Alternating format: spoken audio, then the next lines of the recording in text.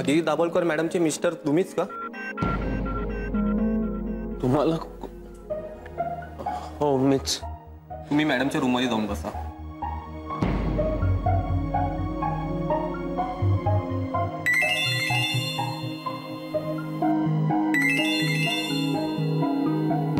Hello. Hello जय. हाँ कोण बोलता? मी अदितीची आई बोलते. आई तुम्ही? हो मुद्दामच फोन केला. अदिती कशी आहे? ठीक आहे. तू भेटलास तिला? ते औषध मग नंतर आमच्या ऑफिस मधले सगळे आले होते आणि नंतर विजिटिंग आवर्स संपले मग नाही भेटता आलं. आता मी इथे ते रिसेप्शन जवळ आहे. तुला तिला भेटावंसं वाटत असेल ना? हे बघ मी आता डॉक्टरांशी बोलली आहे. तू आता अदिती जवळच थांब. आई थँक्स. खरं तर मी तुला सॉरी म्हणायला हवं. यांच्या वतीने मी तुझी माफी कशी मागू तेच मला कळत नाहीये. शिवाय अविनाश देव हे तुला जे काय बोलले ना ते मला अजिबात पटलं नाही. पण मी काहीच बोलू नाही आई. काही हरकत नाही.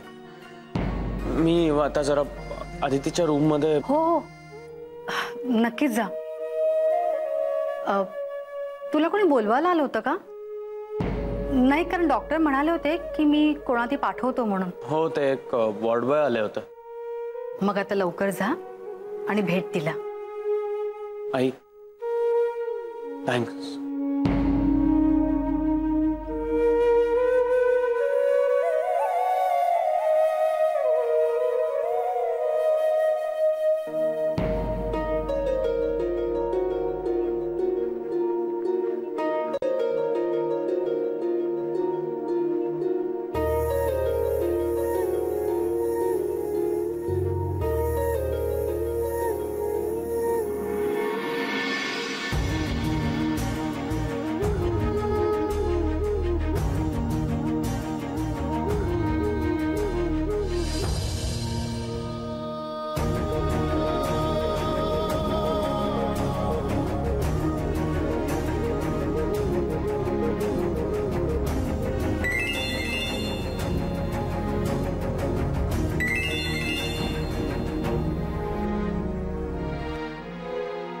हाँ वहिनी बोल.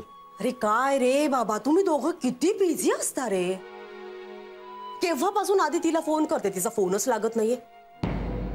म्हणून मग तुला केला शेवटी. काय रे आलात का ऑफिस मधून? आता काय बाबा दोघे नवरा बायको छान चहा पीत गप्पा मारत असाल नाही? कुठे आदिती? दे दे तिला फोन दे जरा. वहिनी मी आता हॉस्पिटल मध्ये. हॉस्पिटल मध्ये? हॉस्पिटल मध्ये आहात तुम्ही? अरे अरे अरे काय काय म्हणजे कोण काय झालंय? वहिनी हळू बोल. ते अण्णाही असतील आजूबाजूला. अरे ते त्यांच्या खोलीमध्ये. तू मला सांग कोण आहे हॉस्पिटल मध्ये? अदितीला जरा ऍक्सिडेंट झालाय म्हणून ऍडमिट केलाय.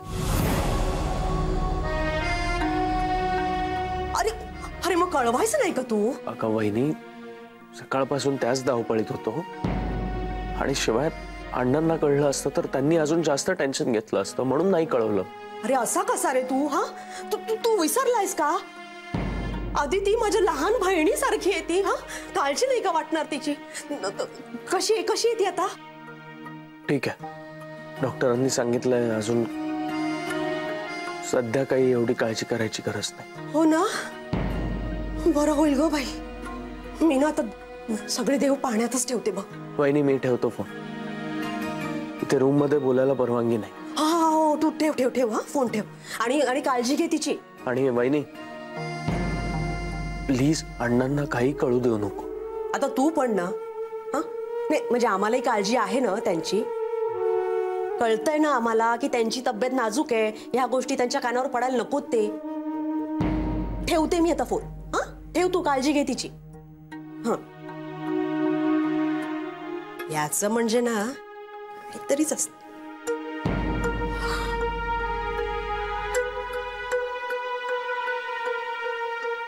हॅलो, अहो अहो तुम्हाला कळलं का? नाही म्हणजे काय झालं, मीच जयला फोन केला होता तेव्हा मला कळलं.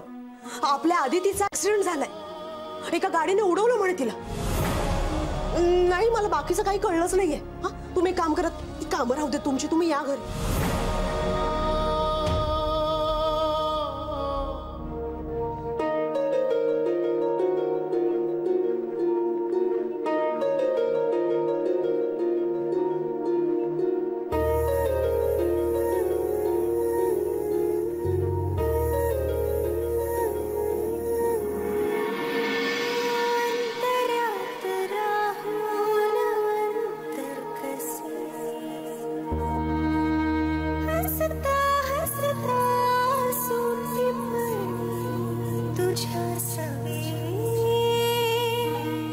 पप्पांसारखेच आहेस का?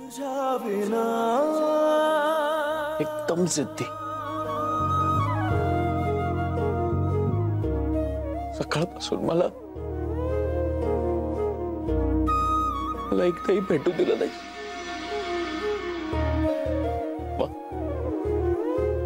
चांगली खोड मोडलीस माझी. मी तुझ्याशी बोललो नाही म्हणून एवढी मोठी शिक्षा दिलीस मला.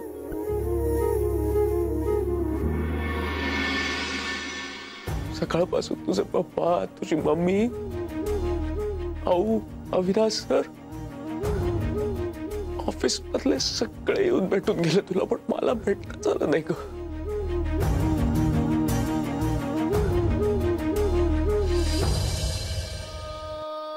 हे आदिती, I'm sorry यार. यार उठना पडायची झोपून नको राहूस ग. तुला असं शांत पडलेलं नाही बघवत Aditi.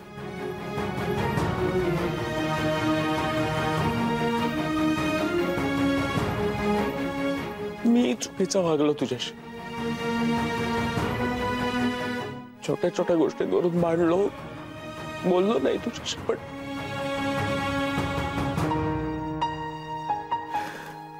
Aditi please, I am sorry.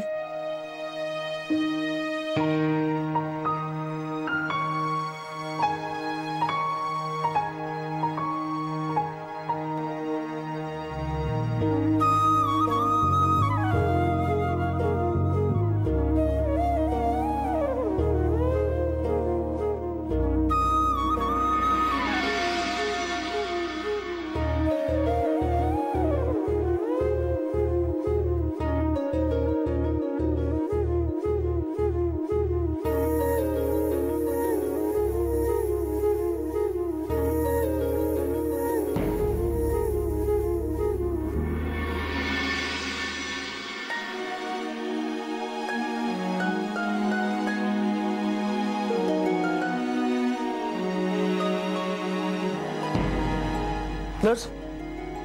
Yes. हे शुद्ध आली आहे बहुतेक.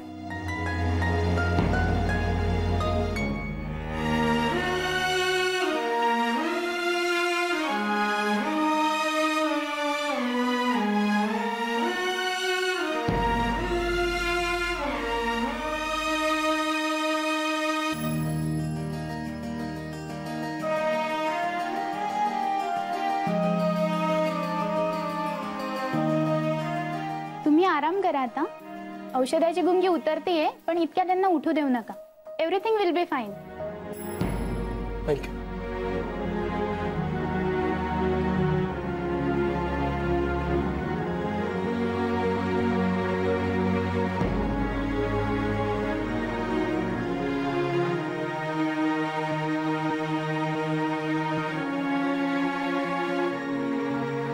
कुठे होतास तू?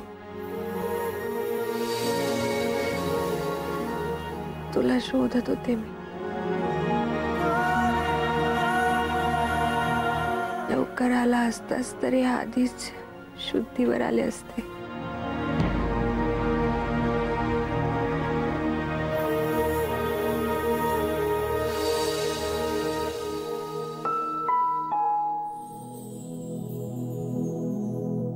जय,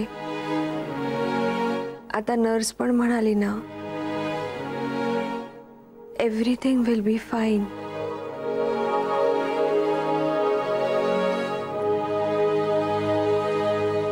काय झालं? खूप घाबरलो होतो मी.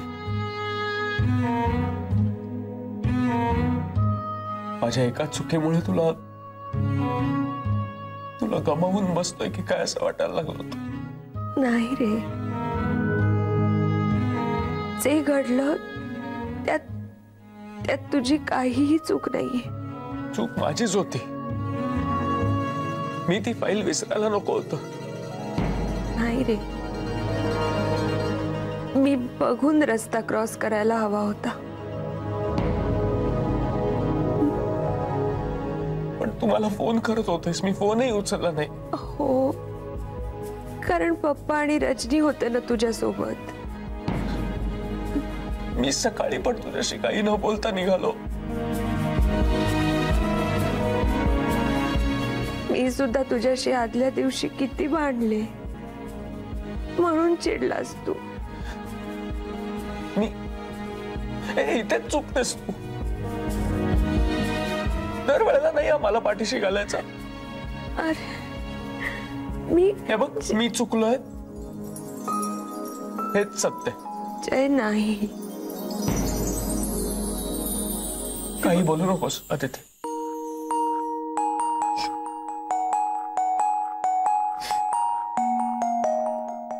मी मूर्ख आहे. तुझी चप्पल तुटली, तू अडखळलीस आणि पडलीस. साधी एक चप्पल नाही विकत घेऊन देऊ शकत मी तुला.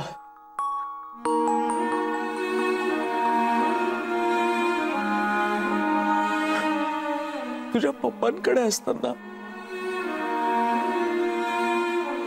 तुझ्या प्रत्येक ड्रेसवर मॅचिंग चप्पल असायची ना तुझ्याकडे. लग्नाआधी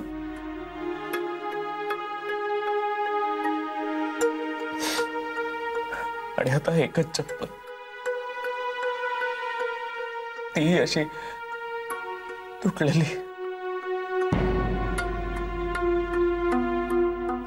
पण जिजेपर्यंत वापरतेस तू.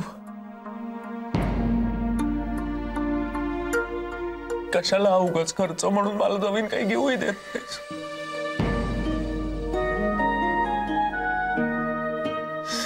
तू सुद्धा का फोर्स करत नाहीस? मला कळत कसं नाही तुला? आधी ते गप्प बस, गप्प बस. मला बोलू दे.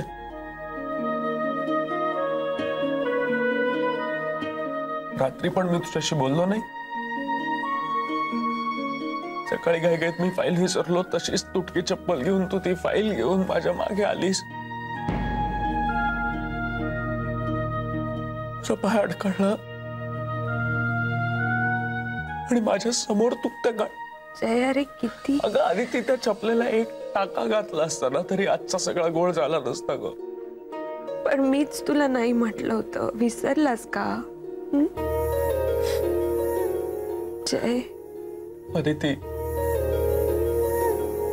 तुझ्या या लहान सहान गरजा पूर्ण करताना सुद्धा माझा रिकामा किस्सा आडवा येतो का? ऑफिस मध्ये राबतेस, सकाळी उठून मिररला जातेस, तेही खूप काम करतेस. जय करतेस की नाही? जातेस की नाही? अरे अण्णांची सगळी सेवा करतेस. त्या वहिनीचा सगळा स्वभाव सहन करतेस. तिच्यासाठी जे पडेल ते काम करतेस. आणि मी काहीच करत नाही ना तुझ्यासाठी.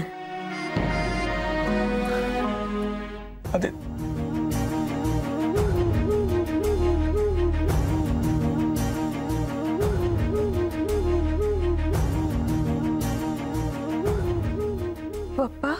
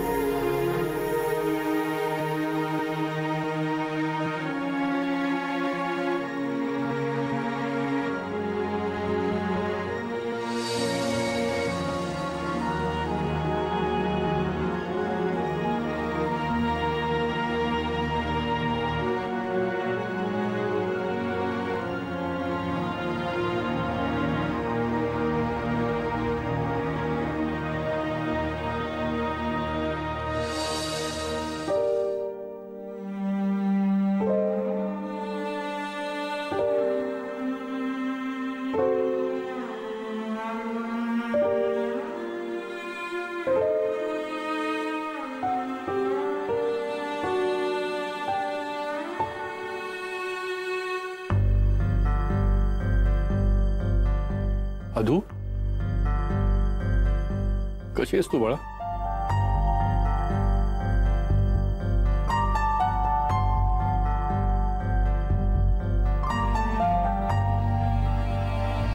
ए, रडू नकोस का बाळा? काय दुखतंय का? पप्पा, तुम्ही किती दिवसानंतर मला अधू म्हणालात. अधू,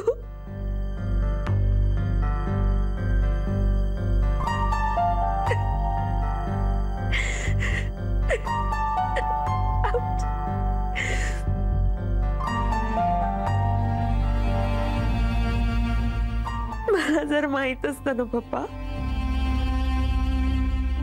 की माझा ऍक्सिडेंट झाल्यावर तुम्ही परत मला तुमची मुलगी माना,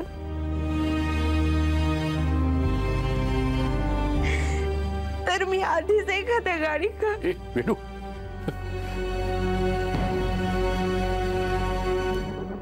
असं बोलतात का कधी?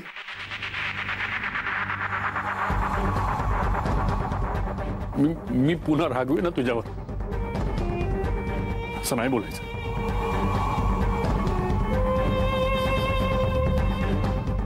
आणि बघ, आता मी तुझं काहीही ऐकणार नाही.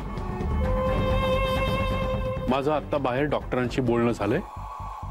त्यांनी सांगितलंय की तुला आरामाची गरज आहे आणि मी स्वतः तुला घरी घेऊन जाणार आहे.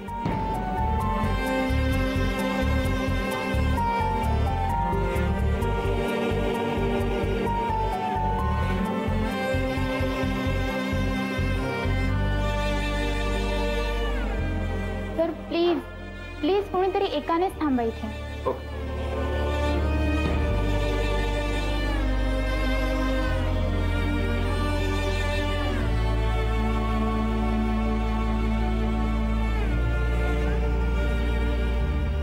तुम्ही थांबा इथं, मी आहे बाहेर.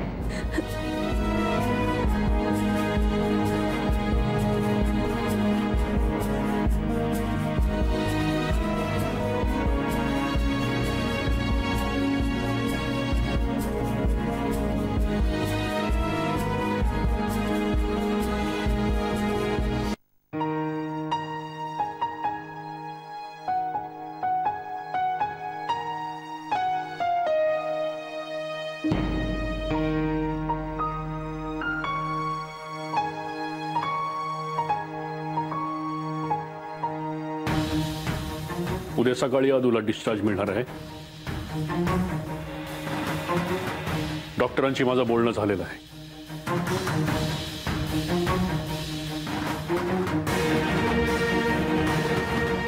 पण उद्या सकाळी ती इथून डायरेक्ट माझ्या घरी येईल, माझ्या सोबत.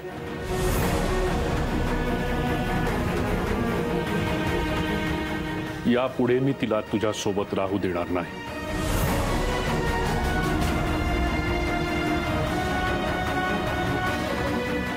तुला कारण माहितीये? कारण मगाशी तू दिलेला पापाची कबुली ऐकली आहे मी. अरे साधी एक चप्पल विकत घेऊन देण्याची ऐपत नाहीये तुझी.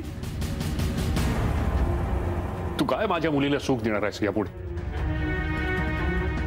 तुझ्याशी लग्न झाल्यापासून फक्त सोसतीये ती. तिच्या समोर स्वप्नांची इमले बांधतोयस तू फक्त.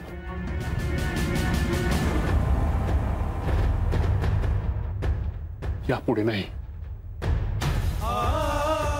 पण तुझ्या या स्वप्नांच्या इमल्यामध्ये मी माझ्या मुलीची होरपळ होऊ देणार नाही. मिस्टर जयराम खानोलकर,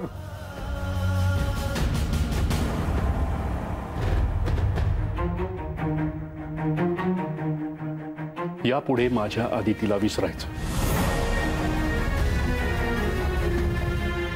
तिच्याशी कसलाही संबंध ठेवायचा नाही.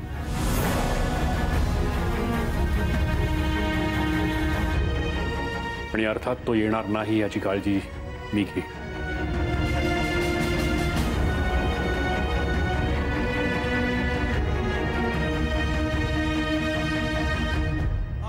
आता झोपलीये ती. तिला उठवून त्रास देऊ नका. सकाळी येतोय मी.